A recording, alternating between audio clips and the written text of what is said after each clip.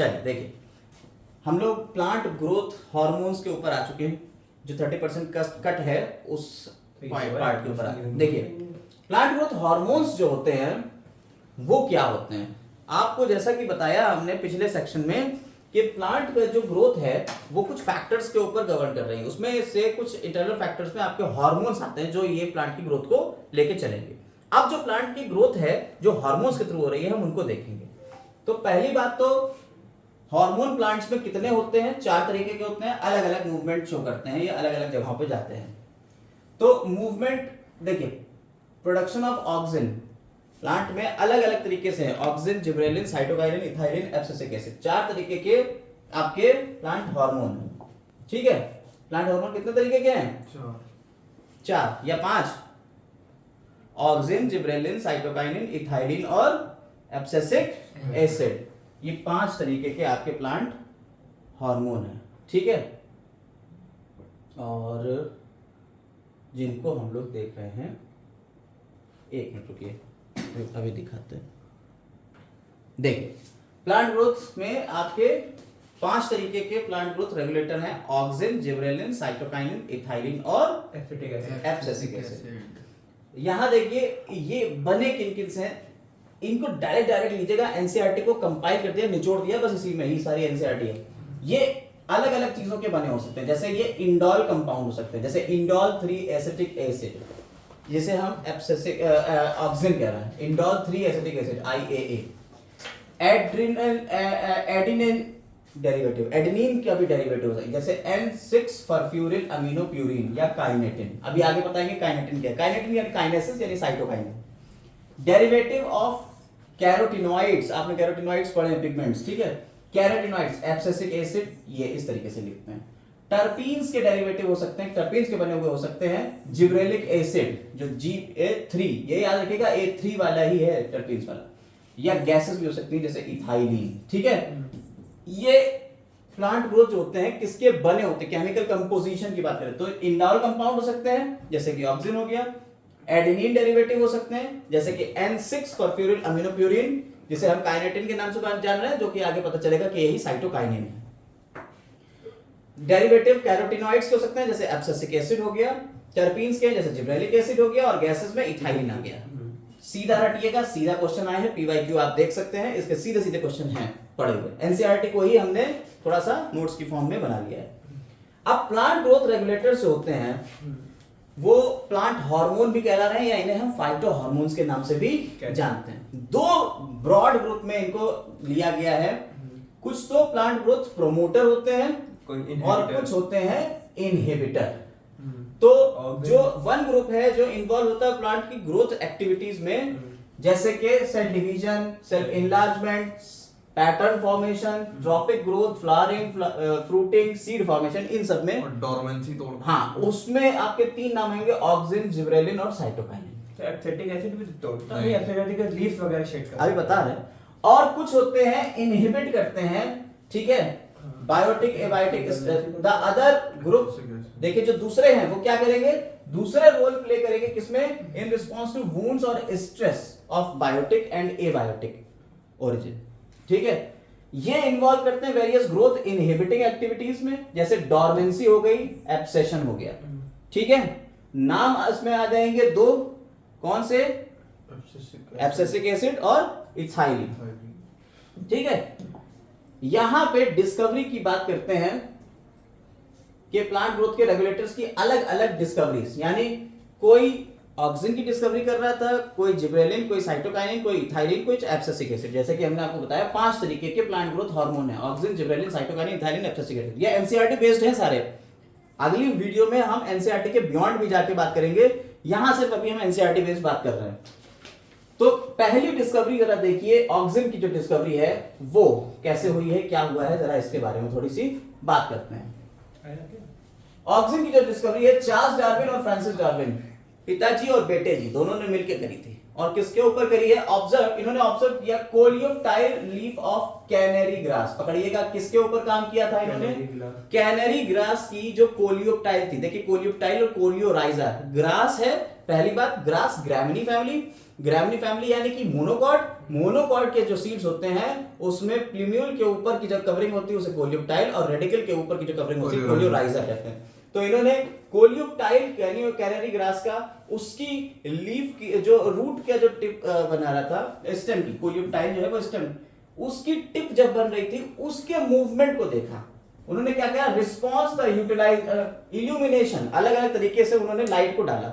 एक तरफ से इधर से लाइट डालेंगे और एक तरफ से इधर से लाइट डालेंगे, तो जिधर से लाइट डाली ये उस तरफ बेंड होने लगी। और बस उसी से इन्होंने देखा कि लाइट की वजह से प्लांट जो है जिधर लाइट होती है उसी तरफ बेंड करते हैं। ऑक्सीजन तो कोई एक ऐसी चीज है जो कि इसको बेंड करा रही है। बाद में after a series of experiment was concluded that the tip of coleoptile was site of transmittable influence that cause bending of the entire coleoptile. तो जो टिप थी, वो टिप जो थी कोलियोप्टाइल की, उसकी वजह से काम हो रहा था कि कोलियोप्टाइल की टिप को काट के पता चला कि साहब यहां पे एवेना कैवेचर टेस्ट करा। एक साइंटिस्ट थे, आगे बताएंगे कि कैसे करा गया, क्या हुआ, अगली वीडियो में बताएंगे कैसे उन्होंने ब्लॉक रखे और ये करा।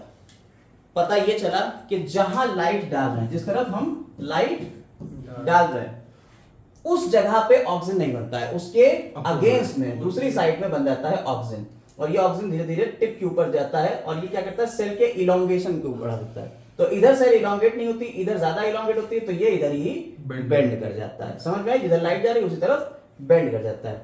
बाद में oxygen was isolated by FW went from the tip of coleoptile of oat seedling. देखिए एवेना कर्वेचर टेस्ट ये कैनरी ग्रास के ऊपर करा गया। किसने करा था? Charles Darwin, Francis Darwin. जिसने ईयर नहीं पता है, जिन्होंने इसको निकाला है वो कौन है? वेंट साहब है, एफडब्ल्यू वेंट। उन्होंने कहां से? कोलियोप्टाइल ऑफ ओट सीडलिंग से इसे निकाला, आइसोलेट किया है। ठीक, ऑक्सीजन का काम खत्म हुआ, डिस्कवरी में ऑक्सीजन की डिस्कवरी हो गई। अगली बात आती है, एक डिजीज थी foolish seedling of rice, bakanae disease जिसे बोलते हैं। इसे कहते हैं फुलिश सीडलिंग। किसमें थी ये? राइस में। और ये एक फंगस की वजह से हो रही थी जिसका नाम था जिब्रेला फ्यूजिकोराई, और जो साइंटिस्ट थे उनका नाम था ई कुरोसावा। क्या नाम था इनका? ई कुरोसावा। जापान के थे ये, और इन्होंने डिस्कवरी करी थी। इन्होंने बैकेनिया डिजीज के बारे में बताया कि जो हमारा जिब्रेला फ्यूजिकोराई है, एक फंगस, उसके अंदर से कुछ ऐसा मटेरियल निकल रहा होगा जो राइस की जो सीडलिंग है उसमें फुलिश सीडलिंग नाम की एक डिजीज को कर रहा है कॉज, और फुलिश सीडलिंग डिजीज को ही हम बैकेनिया डिजीज कहते हैं। यानी कि बैकेनिया डिजीज कॉज करने वाला फंगस का नाम क्या है? जिब्रेला फ्यूजिकोराई है।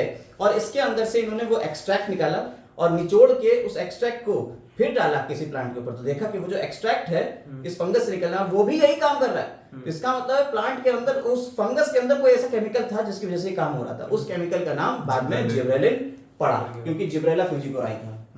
ठीक है। Reported appearance of symptoms of disease uninfected seedlings when they were treated with the sterile filters of the fungus. वही बताया हमने आपको कि फिल्टर जो फिल्टर किया था उससे ही नहीं हुई, उन्हें ये डिसीज नहीं हुई। अरे आदमी को नहीं होना, ये प्लांट नहीं दूसरे प्लांट में डाला। हाँ, तो दूसरे प्लांट के ऊपर डाला तो वही सेम अपीयर हुआ ना सिम्टम। तो उनमें भी डिजीज आई, यानी कि उस प्लांट के जो फंगस था, फंगस को ही निचोड़ के उसका एक्सट्रैक्ट निकाला, उसको किसी दूसरे प्लांट के ऊपर डाला तो उसमें भी डिजीज हुई। इसका मतलब फंगस के अंदर ही ये केमिकल था, और वो जो केमिकल था उसका नाम क्या रखा? जिब्रेलिन। तो एक्टिविटी जो थी आइडेंटिफाई करी जिब्रेलिक एसिड। और अब आते हैं एफ स्कूग एंड उसके co-worker observe that from the internodal segments of tobacco stem. अब अगले आ रहे हैं स्कूग साहब। उन्होंने क्या कहा? उन्होंने कहा इंटरनोडल सेगमेंट, यानी कि टोबैको के इंटरनोडल सेगमेंट है, उसमें the callus mass of undifferentiated proliferated only if addition to oxygen nutrient medium was supplemented with one of the following. यानी ऑक्सीजन के साथ में, देखिए कैलस क्या होता है हमने आपको बताया, पता है किसी को कैलस क्या होता है? टिश्यू कल्चर जब पढ़ा था आपने, टिश्यू कल्चर, टिश्यू कल्चर में आपने एक लीफ ली, एक टिप की सेल ली थी, उसको न्यूट्रिएंट मीडियम में रखा था। इस न्यूट्रिएंट मीडियम में जब रखा था तो ये सेल में डिवीजन शुरू हो गया था और अनडिफरेंशिएटेड मास ऑफ सेल बना था। ये अनडिफरेंशिएटेड मास ऑफ सेल को हमने क्या कहा था? कैलस कहा था। इसी को क्या कह दिया था? कैलस कह दिया था। समझ में आई? तो वो यही कह रहा है कि इस कैलस में ऑक्सिन के साथ में अगर हम न्यूट्रिएंट में इनमें से कोई एक चीज और डालेंगे तो क्या होगा? ग्रोथ बहुत तेज होगी। वो कौन सी चीजें हैं? या तो एक्सट्रैक्ट कर दिया है वेस्कुलर टिश्यू का, या ईस्ट एक्सट्रैक्ट है, या कोकोनट मिल्क है, या डीएनए लिया है हेरिंग स्पर्म डीएनए। एक फिश है हेरिंग फिश, आगे आएगा उसका नाम। हेरिंग फिश का जो स्पर्म है उसके डीएनए को लिया। यानी कि इनमें से अगर कोई एक चीज को हम किसके साथ में मिला के डालें? ऑक्सिन के साथ में मिला के डालें इस न्यूट्रिएंट मीडियम में, तो जो कैलस है उसकी ग्रोथ जो है और तेज हो जाएगी। और वो जो चीज निकल रही है, या तो कोकोनट का मिल्क ले लो या हेरिंग फिश का स्पर्म ले लो, वो क्या है? वही है काइनेटिन यानी साइटोकाइनिन। तो स्कूग साहब ने साइटोकाइनिन, ऑक्सिन, जिब्रेलिन, साइटोकाइनिन, तीन का नाम आ गए। ऑक्सिन की डिस्कवरी किसने कर दी? डार्विन साहब ने। एक्सट्रैक्ट किसने किया? वेंट साहब ने। जिब्रेलिन की डिस्कवरी किसने कर दी? ई कुरोसावा ने। किसमें करी? फंगाई में। प्लांट कौन सा था? राइस की सीडलिंग में। और डिजीज कौन सी थी? Foolish seedling, bakanae disease. ये बैकेनेट डिजीज किसने कॉज करी थी? जिब्रेला फ्यूजी कोराई ने। इस वजह से इसका नाम क्या रख दिया? जिब्रेलिन। ठीक है, उसके अंदर से जो निकला था एसिड, उसका नाम क्या था? Gibberellic acid. इसीलिए इसे GA से लिखते हैं। ठीक है। स्कूग साहब ने क्या करा? स्कूग साहब ने ये बताया कि अगर जो हमारे जो प्लांट है, प्लांट के जो ट्यूबैको के इंटरनोडल सेगमेंट है, उसका जो कैलस है वो तेजी से ग्रो करेगा, उसकी एक्टिविटी तेज हो जाएगी अगर हम ऑक्सिन के साथ में इनमें से कोई एक चीज डालें। वो इनमें से कौन सी चीजें हो सकती हैं? या तो वेस्कुलर टिश्यूज हो सकते हैं, या ईस्ट एक्सट्रैक्ट हो सकता है, या तुम्हारा क्या हो सकता है? आपका कोकोनट मिल्क, और या हेरिंग फिश का जो स्पर्म है उसका डीएनए। ठीक है। तो वो जो चीज आई वो क्या थी? साइटोकाइनिन। तो इनकी डिस्कवरी हो गई। स्कूग और मिलर बाद में लेटर आइडेंटिफाइड द क्रिस्टलाइट और किसको? Cytokinesis promoting active substance, they called them kinetin. यानी काइनेटिन वर्ड किसने दिया था? स्कूग और मिलर ने दिया था। इसके बाद ये बना है cytokinin. During mid 1960 3 independent research reported the purification and chemical characterization of 3 different kind of inhibitors. Inhibitor B, यानी कि अलग अलग 3 जगहों पे रिसर्च हुई और सेम काम उन्होंने दिया। उन्होंने इसका नाम दिया इनहिबिटर बी, एब्सेशन सेकंड और डॉर्मिन। ठीक है। Later 3 were proved to be chemically identical और उनका नाम रख दिया गया एब्सेसिक एसिड। ये इनहिबिटर थे। इनहिबिटर बी रख दिया नाम, एब्सेशन सेकंड रख दिया नाम, और डॉर्मिन। चाहे इनहिबिटर बी कहे, चाहे एब्सेशन सेकंड कहे, चाहे डॉर्मिन नाम रहे, वो तीनों हैं क्या? एब्सेसिक एसिड है। तो auxin, gibberellin, cytokinin abscisic acid हो गया। Cousin confirm the release of volatile substance. देखिए वोलेटाइल यानी उड़ने वाला, वाष्पशील, वाष्पशील यानी गैस की फॉर्म में। कजिन से उन्होंने कंफर्म किया, हाँ, जो क्या कर रहा है? वोलेटाइल सब्सटेंस जो क्या कर रहा है? राइपेंड ऑरेंज में से निकल रहा है। That hastened the ripening of stored unripe bananas. यानी कि अनराइप बनाना के साथ में हमने एक राइप यानी पका हुआ ऑरेंज रख दिया, और जो केले थे वो कैसे थे? कच्चे। कच्चे केलों के बीच में पका हुआ संतरा रख दिया। वो जो पका हुआ संतरा था उसके अंदर से एक केमिकल निकला, वो केमिकल ने क्या करा? उन कच्चे केलों को भी तेजी से पका दिया। उस जो केमिकल की बात करी जा रही है, जो वोलेटाइल है, जो गैस की फॉर्म में है, उसे हमने क्या कहा? गैसियस प्लांट ग्रोथ रेगुलेटर है, जिसका नाम इथाइलिन पड़ा। ऑक्सिन, जिब्रेलिन, साइटोकाइनिन, इथाइलिन की डिस्कवरी हो गई। कोई दिक्कत नहीं है, बहुत आसान था। अब इनके फिजियोलॉजिकल इफेक्ट्स के ऊपर आते हैं। ऑक्सिन, जिब्रेलिन, साइटोकाइनिन और इथाइलिन के या एब्सेसिक एसिड के फिजियोलॉजिकल इफेक्ट क्या क्या होते हैं, यानी कि ये प्लांट के ऊपर काम क्या क्या करते हैं, उसको देख लेंगे। ह्यूमन यूरिन से मिला था। हाँ, ऑक्सिन जो है, यस बिल्कुल, ऑक्सिन को was first isolated from human urine। हम लोगों की बॉडी में क्या काम होता है इसका? तुम्हारी बॉडी में बनता है ना। अभी बताया नहीं ये किसका, कैसे इंसान हो यार तुम। अभी तुम्हें हमने बताया कि ये इसका केमिकल कंपोजिशन क्या है। यहाँ पे देखिए, ये केमिकल कंपोजिशन इंडोल कंपाउंड है, इंडोल 3 एसिटिक एसिड। ये इंडोल कंपाउंड तुम्हारे अंदर बनते हैं, इसीलिए तुम्हारे यूरिन में बना है। लेकिन तुम्हारे अंदर कोई काम थोड़ी कर रहा है, प्लांट में डालोगे तो वहां काम करेगा। सही भाई। समझ में आई बात है नहीं? तो यूरिन तो बना तुम रहे हो, काम कहाँ हो रहा है? प्लांट में हो रहा है। तो ह्यूमन यूरिन में सबसे पहले आइसोलेट किया गया। तो इसलिए आपको बता रहे हैं, जो पहले शुरुआत के लेक्चर में हम बात कर चुके हैं, उसको ध्यान में रखते हुए सारे काम करना है हमें। ऑक्सीजन को निकाला गया, ठीक है। ऑक्सीजन का मतलब क्या होता है? To grow. The term oxygen applied to 3 indole acetic acid. देखिए हमने बताया इंडोल कंपाउंड थे, indole acetic acid, that other natural and synthetic compounds having certain growth regulating. देखिए ये ऑक्सीजन दो तरीके के, नेचुरल ऑक्सीजन भी हो सकता है और आर्टिफिशियल भी हो सकता है। आप जरा यहां देखिए, auxins like indole acetic acid और indole butyric acid have isolated from plants. ये प्लांट्स से निकाले गए, यानी कि ये कैसे थे? नेचुरल थे। और नैप्थलीन एसिटिक एसिड और two four dichlorophenoxy acetic acid are synthetic auxins. 2,4-D। समझ में आई बात या नहीं? कोई पूछे सिंथेटिक ऑक्सीजन कौन से हैं? नेप्थलीन NaA और 2,4-D, ठीक। नैप्थलीन एसिटिक एसिड और 2,4-डाइक्लोरोफिनॉक्सी एसिटिक एसिड, ठीक है। समझ में आ गई बात या नहीं? ये काम है। They are generally produced by growing apices. अब क्वेश्चन, कहां से या कहां प्रोड्यूस होंगे? स्टेम और रूट के ग्रोइंग पार्ट पे, यानी टिप के ऊपर प्रोड्यूस होंगे। Where they migrate to the region of their action, और वहां से ये माइग्रेट कर जाते हैं जहां इनका काम करना। ये क्वेश्चन पूछा गया है कि इनकी ओरिजिन कहां होती है? तो टिप पे होगी, वहां ग्रोइंग रीजन्स के ऊपर। All these auxins have been used extensively in agriculture और horticulture practices। Aggressively यूज किया जा रहा है एग्रीकल्चर और हॉर्टिकल्चर में, ठीक है।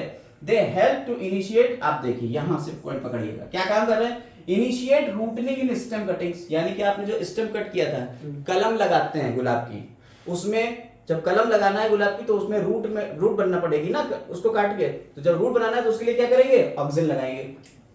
Widely used in plant propagation। Oxygen promote flowering in pineapples. ध्यान रखिएगा, कुछ अभी ऑक्सीजन की बात आएगी, वो फ्लावरिंग करता है किसमें? पाइनएप्पल्स में। अभी जिब्रेलिन आएगा, वो भी फ्लावरिंग करेगा, किसी में फीमेल फ्लावर बना देगा, तो वो अलग अलग चीजें आएंगी। तो ऑक्सीजन का पकड़िएगा, पाइनएप्पल्स में क्या कर रहा है? ये प्रमोट कर रहा है फ्लावरिंग को।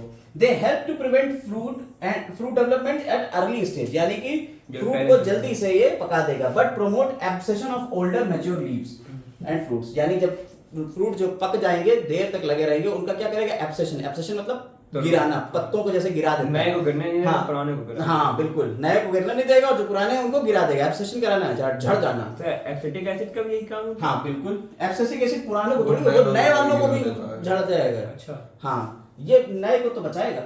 Most higher plants growing apical but inhibit the growth of the later. यही आपने पढ़ा है, एपिकल डोमिनेंस। एपिकल डोमिनेंस किसकी वजह से होता है?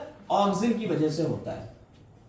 यानी कि आपकी जो यहां ऑक्सीजन बन रहा है टिप के ऊपर, ये लेटरल बड्स को ग्रो नहीं होने देगा। जब हम इसको कट कर देंगे तो ऑक्सीजन यहां बनेगा नहीं, तो लेटरल बड्स ग्रो कर जाएंगे। यानी एपिकल डोमिनेंस का फिनोमेना किससे रिलेट कर रहा है? ऑक्सीजन से कर रहा है, ठीक है। इसे हम एपिकल डोमिनेंस कहेंगे। क्लियर है मेरी बात? आगे आइए, अगला देखते हैं। तो इन्होंने यही कहा कि जब हमें हेज फॉर्मेशन, यानी कि आपने देखा होगा जब हम लोग सजावट के लिए ऐसे गोल सा पूरा बना रहे होते हैं, तो उसके लिए एक हेज बनाना है, इसको चौड़ा करना है पौधे को। उसके लिए क्या करते हैं? ऊपर से माली काटता है। ऊपर से जब काटेंगे तो ऑक्सीजन खत्म हो जाएगा, अब ये चौड़ाई बढ़ेगा, लेटर बड्स बढ़ जाएंगे। हाँ, एपिकल डोमिनेंस खत्म, अब लेटर बढ़ेगा। यस, तो ये लेटरली बढ़ेंगे। इसके अलावा 2,4-D जो है, आप अगर इसको देखेंगे, ये किल करता है डाइकोटिलेडोनस वीड, यानी कि आपने वीडीसाइड की तरह भी इसका यूज करते हैं। 2,4-D। आपको एक और बताया था, DCMU, ये भी एक वीडीसाइड है। DCMU क्या करता है? बताइए, फोटोसिंथेसिस में पढ़ा था। DCMU इसका काम क्या होता है? पेस्ट को मारता है। हाँ, ये भी वीड को मारता है। और ये कैसे करता है? ये फोटोसिस्टम फर्स्ट और सेकंड के बीच में जाके बैरियर बनाता है। इलेक्ट्रॉन ट्रांसपोर्ट उसमें नहीं, वहां इलेक्ट्रॉन्स को जाने ही नहीं देता है, लाइट रिएक्शन को रोकता है। याद रखिए भाई, फोटोसिंथेसिस में आपने पढ़ा है DCMU, वो भी एक वीडीसाइड है, ठीक है। साइटोक्रोम B6 1 से शायद नहीं आने देता है। अरे हाँ, वहां पे साइटोक्रोम B6F से आगे नहीं बढ़ने देता है, वहीं तो रोकता है। खैर आगे बढ़ते हैं। यहाँ पे ये डाइकॉट प्लांट को खत्म करेगा, does not affect mature monocotyledonous plant. यानी आपने एक फसल लगाई जिसमें हमारे गेहूं था, गेहूं मोनोकॉट होता है। अब गेहूं के अलावा कोई और डाइकॉट निकल जाता है अगर, तो अब उसे तो आपको चाहिए नहीं, वो अनवांटेड प्लांट। अनवांटेड प्लांट को ही हम क्या कहते हैं? वीड कहते हैं। तो आपने उसे हटाना है, तो हर्बिसाइड की तरह इसका यूज कर सकते हैं क्या 2,4-D। अगर डाइकॉट वीड है तभी करेंगे, मोनोकॉट वीड के लिए नहीं करते, ठीक है। तब DCMU लगा दीजिएगा, तब वो काम कर देगा, फोटो सिस्टम को ही रख देगा। क्लियर है? It is used to prepare weed free lawns and garden. तो क्वेश्चन पूछा जा सकता है वीड फ्री प्लांट और गार्डन बनाने के लिए किसका यूज करेंगे, 2,4-D का यूज करेंगे। ये है क्या, ये एक सिंथेटिक ऑक्सिन है, ठीक है। Auxin also induce parthenocarpy. Parthenocarpy क्या होती है बताएगा? विदाउट सीड का फ्रूट विदाउट फर्टिलाइजेशन, ठीक है। फ्रूट जो बनेगा विदाउट फर्टिलाइजेशन से पार्थेनोकार्पिक फ्रूट कहेंगे। जैसे टोमेटोज में पार्थेनोकार्पिक कौन करा रहा है, ऑक्सिन करा रहा है। तो आपको जब हम अब प्लांट रिप्रोडक्शन पढ़ाएंगे वहां पार्थेनोकार्पिक फ्रूट की बात करेंगे तो आप सिर्फ बनाना नहीं कहेंगे, आप क्या कहेंगे, टोमेटो भी है। सर पार्थेनोकार्पी जो इसमें सीड नहीं बनते हैं ना? हाँ, सीडलेस होते हैं क्योंकि फ्रूट विदाउट फर्टिलाइजेशन, फर्टिलाइजेशन का प्रोडक्ट है, इसमें भी सीड नहीं होगा। हाँ बिल्कुल। Auxin also controls xylem differentiation and help in cell division. वैसे मेन काम क्या है, सेल इलोंगेशन है, लेकिन ये सेल डिवीजन में भी हेल्प करेगा, ठीक है। ऑक्सिन और साइटोकाइनिन मिलके, समझ में आ गई बात क्या नहीं? कोई दिक्कत नहीं। आगे आते हैं, जिब्रेलिन की बात करते हैं। किसके ऊपर आते हैं हम लोग अब? जिब्रेलिन, ऑक्सिन और जिब्रेलिन। जिब्रेलिन की डिस्कवरी अभी बताया आपको, ई कुरोसावा जिब्रेला फ्यूजिकोराई में, ठीक है, फंगस था। आइए gibberellin. Gibberellins are another kind of promoter, PGRs हैं, प्लांट ग्रोथ प्रोमोटर हैं। 100 तरीके के जिब्रेलिन मिल चुके हैं, इनको डिनोट किया गया है gibberellic acid first, gibberellic acid 2, 3 और सो ऑन। आपको पता है कि सबसे पहले जिब्रेलिक एसिड 3 को बनाया गया, ठीक है, डिस्कवर किया गया। One of the first gibberellins to be discovered, remain most of intensively studied from. अब तक all gibberellic acids are acid, जितने भी हैं जिब्रेलिन एसिड ही होते हैं, जितने भी जिब्रेलिन है सब एसिड है। Produce a wide range of physiological response in plants. पहला क्या है, the ability to cause increase in length of axis. ये इंटरनोडल इलोंगेशन करेंगे, यानी इस नोड और इस नोड के बीच में इलोंगेशन का काम कौन करता है, जिब्रेलिन करेगा, ठीक है। किसमें, ग्रेप के स्टॉक्स में करेगा, ठीक है। Gibberellins cause fruit like apple to elongate and improve its shape. Apple के को इलोंगेट और शेप को मेंटेन करने में भी करेगा। They also delay senescence. अभी हम लोगों ने इससे पहले वाली वीडियो में सेनिसेंस की बात करी थी, जीर्णावस्था, बुढ़ापे से पहले की स्टेज, ये उसको क्या कर देगा, डिले कर देगा, यानी कि प्लांट की लाइफ को बढ़ाएगा, ठीक है। Thus the fruit can be left over a tree longer as, जैसे कि आपको हमने बताया भी था, पोस्ट हार्वेस्ट लॉस की बात बताई थी, तब हमने आपको बताया। तो ये जिब्रेलिन जो है ये क्या करेगा, आपको डिले करा देगा, यानी कि आप देर से भी तोड़ोगे फ्रूट्स तो लगे रहेंगे, ठीक। सो एक्सटेंड द मार्केट पीरियड, और मार्केट पीरियड को एक्सटेंड करा देगा, पोस्ट हार्वेस्ट लॉस आपका बच जाएगा। Gibberellic acid 3 is used speed up malting process, ठीक है, malting process of brewing industry. ये क्या करता है असल में, जो हाँ माल्ट होता है, माल्टोज जो शुगर बन रही है, बार्ले, जो बीज होते हैं, बीजों में क्या होता है, अंदर यहाँ पे मोनोकॉट में यहाँ पे स्टोर होता है कौन, एंडोस्पर्म, ठीक है, एल्बुमिनस सीड होते हैं। और इस एंडोस्पर्म को डीके कराता है, धीरे धीरे धीरे धीरे तोड़ने का काम करेगा। यहाँ जिब्रेलिन जो होता है ये इसको तोड़ता है, इसके अंदर का जो शुगर होता है उसको तोड़ना शुरू कर देता है। जब तेजी से शुगर टूटेगा तो यानी कि इसके फर्मेंटेशन तेज होगा। तो जिब्रेलिन ही माल्टिंग प्रोसेस को बढ़ा रहा है। समझ में आई बात या नहीं? नीट में ये क्वेश्चन पूछा जा चुका है, बहुत इंपॉर्टेंट पॉइंट है, ये नीट में आया हुआ है क्वेश्चन, इसलिए पकड़ लीजिएगा। Sugarcane store carbohydrate as sugar in their stems, ठीक है, ये इनको भी तोड़ देगा और इनकी माल्टिंग प्रोसेस को बढ़ा देगा, ठीक। आगे आते हैं, स्प्रेइंग शुगर केन क्रॉप, हमने आपको बताया इंटरनोडल इलोंगेशन कराएगा। तो जब अगर हाँ, जब आपने यहाँ पे शुगर केन में चूंकि शुगर स्टोर कर रहा है, अब आपने इसके लेंथ को बढ़ा दिया, इंटरनोडल लेंथ, यहां से यहां के बीच की लेंथ को बढ़ा दिया, अब ये इतनी हो गई, तो अब ये ज्यादा शुगर को स्टोर करेगा। जब शुगर को ज्यादा स्टोर करेगा तो कितना, 20 टन पर एकड़ के हिसाब से ये बढ़ा देगा शुगर के प्रोडक्शन को। समझ में आ गई बात या नहीं? आगे देखते हैं, अगला है स्प्रेइंग जुवेनाइल कोनिफर्स। कोनिफर के नाम आपने सुना है? कोनिफर कौन होते हैं? ये जिम्नोस्पर्म है, जैसे पाइनस, साइकस जो है वो साइकेडेल्स हैं, कोनिफेरेंस में कोनिफर आएंगे, पाइनस। उसमें क्या कर रहा है, with gibberellins hasten the maturity period, उनका मैच्योरिटी पीरियड बढ़ जाएगा, thus leading to early seed production, और जल्दी सीड प्रोडक्शन हो जाएगा। आपको क्योंकि चाहिए है कौन, चिलगोजा, पाइनस जियार्डियाना, ठीक है। Yes, sir. तो आप चिलगोजा चाहिए तो भैया ये करना पड़ेगा। Gibberellins also promote bolting, bolting क्या होता है, इंटरनोड इलॉन्गेशन, अभी बताया, just prior to flowering, flowering से पहले, इन बीट, इसमें कहेगा बीट, कैबेजेस और मेनी प्लांट्स जो कि रोसेट हैबिट में है। कैबेज जो होता है आपने देखा होगा, पत्ता गोभी, वो उसमें क्या कर रहा है, ये उसके इंटरनोडल इलॉन्गेशन मोटा कर देगा। समझ में आई बात या नहीं, बड़ी बड़ी हो जाएंगी, क्लियर हो गई। तो ये चीजों में जिब्रेलिन की, जिब्रेलिन का काम समझ में आ गया। रट्टा मान लीजिएगा कि जिब्रेलिन के काम क्या क्या है भैया, Yes, sir. फिर आगे फिर भूल जाए आप, इन्हें रट के आना है, तभी अगली वीडियो में समझ में आएगा। इसी को दोबारा से पढ़ाएंगे अगली वीडियो में और इलोंगेट करके। आते हैं अब साइटोकाइनिन को। साइटोकाइनिन अभी बताया हमने, ये सेल डिवीजन को प्रमोट करेगा, ठीक है। साइटोकाइनिन है specific effect on cytokinesis, cytokinesis का मतलब है सेल डिवीजन, और ये डिस्कवर करा गया था एज काइनेटिन। हमने आपको बताया था अभी, स्कूप और मिलर ने इसे काइनेटिन कहा, और कहां से, देखिए, मॉडिफाइड फ्रॉम द एडेनिन अब प्यूरिन, एडेनिन से निकला है, एडेनिन डेरिवेटिव है, from the autoclave hearing sperm DNA. देखिए बार बार हमने स्पर्म का डीएनए बताया था, हेयरिंग स्पर्म, ये फिश है, हेयरिंग स्पर्म डीएनए, क्लियर है, उस फिश के डीएनए से निकाला गया था। Kinetin does not occur naturally in plants, देखिए प्लांट्स में नहीं है ये, ध्यान दीजिए, ये फिश से निकाला गया था, ये प्लांट नहीं है फिश, तो प्लांट में नेचुरली अकर नहीं होता है। Search for natural substance cytokinin like activities lead to isolation of zeatin from corn kernel. Zeatin को अगर आप देखेंगे तो जियाटिन एक नेचुरल ऑक्सीजन है, नो सॉरी काइनेटिन, साइटोकाइनिन में जियाटिन क्या है, ये नेचुरल है प्लांट का, और ये एनिमल से निकल रहा है, ठीक है, और कोकोनट मिल्क से भी निकलता है काइनेटिन, ये नेचुरली मिलेगा प्लांट से। समझ में आ गई बात, कोई दिक्कत नहीं। Since discovery of zeatin, several naturally occurring cytokinins are some synthetic compounds with cell division promoting activities have been defined। यानी कुछ आर्टिफिशियल भी हैं साइटोकाइनिन्स और कुछ नेचुरल भी हैं।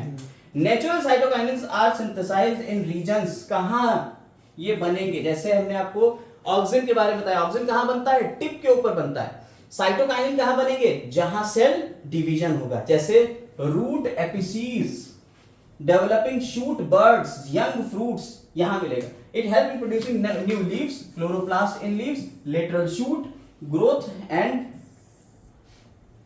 एडवेंटिशियस शूट फॉर्मेशन, क्लियर है, ठीक है, फंक्शन समझ में आ गए। ये क्लोरोप्लास्ट को भी बढ़ाएगा लीफ के अंदर, ये लेटरल शूट को भी बढ़ाएगा, लेटरल शूट्स, ठीक है, ऐसे साइड में चलेंगे, साथ ही साथ ये एडवेंटिशियस शूट का फॉर्मेशन करेगा, ठीक, डेवलप करेगा शूट बर्ड्स को। इसके आगे cytokinins help overcome the apical dominance, ये एपिकल डोमिनेंस को क्या करेंगे, ओवरकम करेंगे। भाई जब ये लेटरल फॉर्म को बढ़ाएगा, एपिकल डोमिनेंस एपिकल पार्ट को बढ़ाता है, ये क्या कर रहा है, लेटरल वाले को बढ़ा रहा है, यानी कि जो एपिकल है उसको रोकेगा, लेटरल वाले को बढ़ा देगा, चौड़ा करना है, ठीक है, तो ये उसका अगेंस्ट में काम कर रहा है, ठीक है। They promote nutrient mobilisation which help in delay of leaf senescence, nutrient mobilisation. देखिए लीफ का जो सेनिसेंस आता है, एक पत्ती है, उस पत्ती को गिरना है, ठीक है, कैसे गिरेगी, एक पूरा स्टेप बाय स्टेप वो पत्ती गिरती। देखिए आपकी ये पत्ती थी, ठीक है, प्लांट में, कोई भी प्लांट है उसमें पत्ती थी, इस पत्ती में खाना पीना यहां से जा रहा है, जाइलम फ्लोएम मिला हुआ है, वो जाइलम से पानी जा रहा है, न्यूट्रिएंट जा रहा है, फ्लोएम से खाना आ रहा है उसका, लेकिन अब ये पत्ती खाना कम बना रही है, तो बेकार हो रही है हमारे लिए। तो हम क्या करते हैं, एक प्लांट बहुत चालू होता है, अपना एक्सक्रीटरी मटेरियल सारा का सारा उठा के इसकी लीफ में डाल देता है। सारा एक्सक्रीटरी मटेरियल कहां डाल दिया इसने, लीफ में, जो सड़ने वाला था, और जो अच्छी अच्छी चीजें थी जो निकालने वाली थी वो मिनरल्स वहां से निकाल लिए, और जाइलम फ्लोएम बंद कर देगा, और जाइलम फ्लोएम से कहा तुम हुक्का पानी बंद कर दो, खाना बंद कर दो, जिसकी वजह से यहाँ पे एक एब्सेशन लेयर बन जाती है।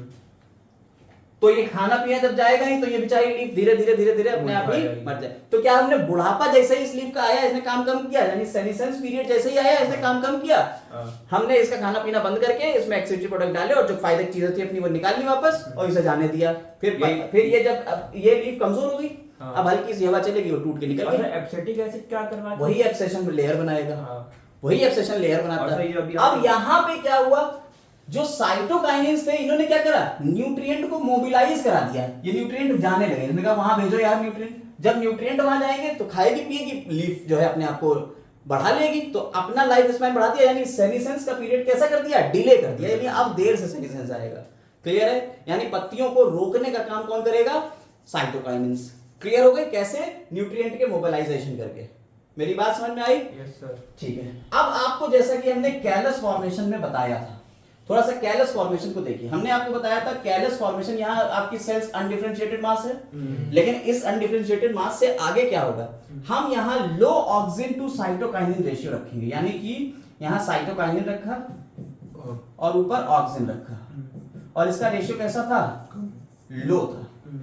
जब इस लो रेशियो की बात करेंगे तो इस पार्ट में डिफरेंशिएशन होगा और शूट बनने लगेगा, और अगर यही रेशियो हाई हो जाए तो रूट बन जाएगी, तो यहाँ रूट का फॉर्मेशन होगा। इस पॉइंट को पकड़ लीजिएगा, यहां से क्वेश्चन सीपीएमटी में पहले आते थे, अब फिलहाल तो क्वेश्चन अभी नहीं देखे हैं, लेकिन आ सकता है। अगर ऑक्सिन साइटोकाइनिन का रेशियो कम होगा तो क्या बनेगा, shoot formation. Auxin cytokinin ratio ज्यादा होगा तो क्या बनेगा, रूट फॉर्मेशन होगा। ठीक है, तो ऑक्सिन साइटोकाइनिन मिल के काम कर रहे हैं। इन पॉइंट्स को पकड़ते रहेंगे तो अगली वीडियो में और डिटेल वर्जन आ रहा है, उसको आप ध्यान से देख पाओगे। Last but not the least, ethylene. Ethylene जो है ये हमारा लास्ट है, और देखिए ऑक्सिन, जिबरेलिन, साइटोकाइनिन, इथाइलिन और एब्सिसिक, हाँ सेकंड लास्ट है। यहाँ इथाइलिन आपका गैसियस है, कैसा है, गैसियस है, और जैसा कि हमने बताया कि एक पका हुआ फल है उसके अंदर से निकलेगा, और जो कच्चे फल रखे हुए हैं उनको भी पका देगा। ठीक है, synthesise a large amount of tissue undergoing senescence and ripening fruit. देखिए कहां बनेगा, आपको बताया ऑक्सिन कहां बनता था, टिप पे बन रहा, साइटोकाइनिन कहां बन रहा था, जहां डिफरेंशिएशन, जहां डिवाइड हो रही है, ठीक है, सेल डिवीजन जहां हो रहा था। इथाइलिन वहां बनेगा जहां सेनिसेंस हो रहा है, यानी लीफ खत्म हो रही है, और जहां राइपनिंग हो रही, फ्रूट पक रहा है, ये वहां बनेगा। समझ में आ गई बात या नहीं? सर जैसे नॉर्मल पेड़ों पे भी अगर फ्रूट जो पक जाते हैं, हाँ, उसके हाँ। आसपास भी यही होता है। बिल्कुल, इसीलिए तो आप देखिए जल्दी जल्दी पकने लगते हैं, एक पका है तो उसके आसपास वाले तेजी से पकने लगते हैं, वो असर देने लगता है। समझ में आई बात या नहीं? Influence of ethylene on plant include horizontal growth, ये हॉरिजॉन्टल ग्रोथ कराएगा सीडलिंग की, ऐसे, ठीक है, swelling of axis and apical hook formation in dicot seedling. ये पकड़ लीजिएगा पॉइंट, सीधा रट्टा मार लीजिएगा कि ये कराएगा। इथाइलिन प्रोमोट सेनिसेंस, ये सेनिसेंस को प्रमोट करेगा, और abscission of plant organ specially leaf और फ्लावर के लिए ये रिस्पांसिबल है, इनको गिराएगा। ठीक है, फ्रूट्स के लिए नहीं था, लीफ और फ्लावर के लिए है। Ethylene is highly effective in fruit ripening, ये फलों को पकाने में ज्यादा काम करेगा। इट इनहेंस रेस्पिरेशन रेट, ठीक है, रेस्पिरेशन रेट को ये बढ़ा देगा, और जिन रेट्स का रेस्पिरेशन रेट, जिन फ्रूट का रेस्पिरेशन रेट बढ़ जाता है उन्हें कहते हैं क्लाइमेक्टिक फ्रूट्स, इसे कहते हैं respiratory climactic. Rise rate of respiration is called respiratory climactic.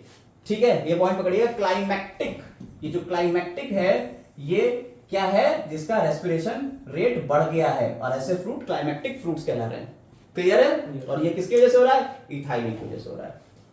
Ethylene break seed and bud dormancy, ये सीड और बड्स की डॉर्मेंसी को भी ब्रेक करेगा, ये तोड़ देगा कि भैया अब आप डॉर्मेंट ना रहें, अब आप सीडलिंग बनाएं, यानी कि जो हम लेके आए चना लेके आए, पानी में डाला, और जो इथाइलिन था उसने इसको ब्रेक किया, सीड की डॉर्मेंसी को। क्लियर है? Yes sir. Initiate seed germination, ठीक है, पीनट्स का, स्प्राउटिंग ऑफ पोटैटो ट्यूबर्स, इनके लिए ये काम करेगा, पोटैटो ट्यूबर में स्प्राउट्स का काम यही करेगा।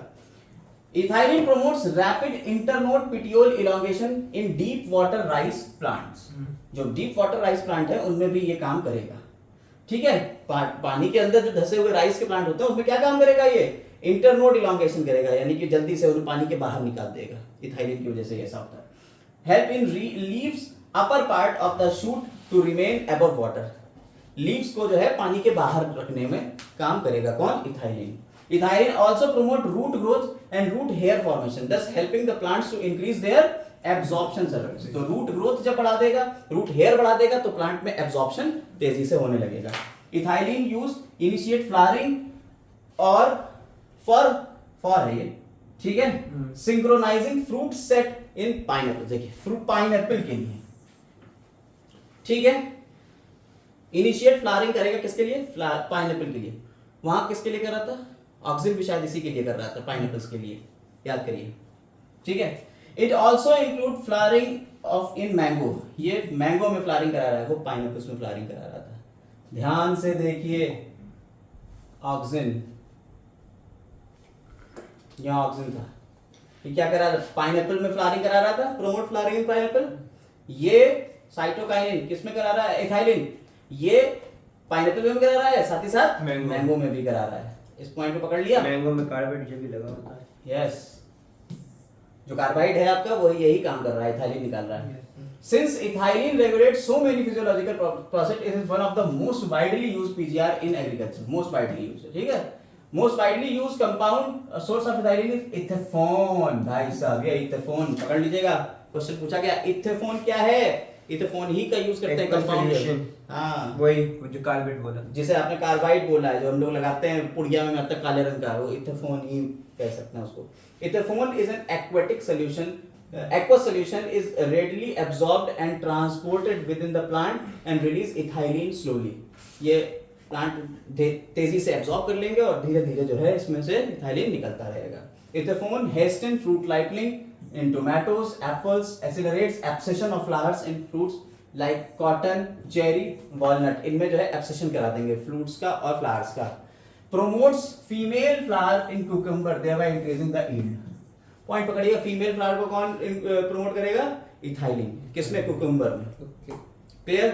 Yes sir. Last abscisic acid, ठीक है। एब्सेसिक एसिड जो होता है, ये अभी हमने बताया एब्सेशन कराएगा। एब्सेशन का मतलब है झड़ना, पत्तियों का झड़ना, abscission. Mentioned earlier, abscisic acid discovered किया था regulation, abscission and dormancy, but other include wide range of effects of plant growth and development. It acts as general plant growth inhibitor. Plant growth inhibitor की तरह इसको use करते हैं। Abscisic acid inhibit seed germination, ये inhibit कर देगा seed germination. Seed germination को ये इनहिबिट कर रहा था, वो बढ़ा रहा था, ठीक है। वो क्या कर रहा है? बढ़ा रहा है, ठीक है। इस पॉइंट को पकड़िए। साथ ही साथ देखिए, एब्सेसिक एसिड जो है वो क्या कर रहा है? स्टोमेटा को क्लोज कर रहा है। साइटोकाइनिन्स स्टोमेटा को खोलते हैं, एब्सेसिक एसिड स्टोमेटा को क्लोज करता है। पॉइंट पकड़िएगा, एक दूसरे के ऑपोजिट काम कर रहे हैं, ठीक है। Epidermis and increase tolerance of plant in various stress, इसीलिए एब्सेसिक एसिड को स्ट्रेस हार्मोन भी बोलते हैं, याद रखिएगा। ये स्ट्रेस कंडीशंस में भी ये काम करता है, इसलिए इसे स्ट्रेस हार्मोन भी कहते हैं। ये लिखा भी है, also called stress hormone. Abscisic acid plays an important role in seed development, maturation and dormancy. उसमें बहुत इंपॉर्टेंट है, include dormancy. Abscisic acid seed help seed to withstand desiccation and other factors. ये पीछे वाला क्या कर रहा था? डॉर्मेंसी को ब्रेक कर रहा था, ये डॉर्मेंसी को बढ़ा रहा है, ठीक है। तो अनफेवरेबल कंडीशन में ये डॉर्मेंसी को बढ़ा देगा, सर्वाइवबिलिटी बढ़ जाएगी। हाँ, yes. The most in most situations abscisic acid acts as antagonistic to किसका? यानी जिब्रेलिन्स, ठीक है। जिब्रेलिन एसिड के एंटागोनिस्टिक काम करता है, ऑपोजिट काम करता है। एक एंटागोनिस्टिक वाला और भी पढ़ा था आपने, याद है? हार्ट में एक हार्ट से निकलता है एट्रियल नेचुरेटिक फैक्टर, ANF। ये किसके एंटागोनिस्टिक काम करता है? एड्रेनलिन के ना, ये भी वही होता है। ये जक्स्टाग्लोमेरुलर नेफ्रॉन से किडनी। क्वेश्चन आए थे आपके क्वेश्चन। हाँ, ये उसके एंटागोनिस्टिक काम करता है। जो आपका ADH एंटी डायूरेटिक हार्मोन था उसके, और साथ में जो JG, एल्डोस्टेरोन, हाँ, उसका एल्डोस्टेरोन का उसका जो उसके ही अगेंस्ट में काम करता है ये। हाँ, एंजियोटेंसिनोजन वाला जो था ना, उसके अगेंस्ट में ये काम करता है। वो कॉन्ट्रैक्शन, हाँ, वो वैसे कॉन्स्ट्रिक्टर होता है, ये वैसे डायलेटर होता है। तो वो एंटागोनिस्टिक काम करता है, याद रखिएगा। तो यहाँ जिब्रेलिक एसिड का एंटागोनिस्टिक कौन है? Abscisic acid. भाई गलत बता दिया, बस एड्रेनलिन का काम वही से नहीं हाँ, करता हाँ, कि वो एंडोस्टेरोन निकालता है, एंडोस्टेरोन सोडियम एब्सॉर्प्शन करता है, ठीक। में summarise that every phase of growth, differentiation and development of plants, one or other plant growth are, आप समराइज कर रहे हैं तो एक दूसरे से करेंगे। such role could be complementary और antagonistic, एक दूसरे से complementary भी हो सकते हैं या antagonistic। जैसे कि अभी आपने कहा कि एक एपिकल डोमिनेंस बढ़ा रहा है तो एक लेटरल डोमिनेंस बढ़ा रहा है ना, तो एंटागोनिस्टिक काम कर रहे हैं। तो एक या तो कॉम्प्लीमेंट्री हो सकते हैं या एंटागोनिस्टिक हो सकते हैं। दीज कुड बी इंडिविजुअलिस्टिक और सिनर्जिस्टिक, ठीक। यानी एक साथ एक ही एक में होगा या दोनों मिलके काम करेंगे। आप जैसे आपने कहा ऑक्सिन और साइटोकाइनिन के रेशियो की बात करी, ऑक्सिन साइटोकाइनिन रेशियो मिलके काम कर रहे थे, अगर लो होगा तो स्टेम, हाई होगा तो रूट, है ना।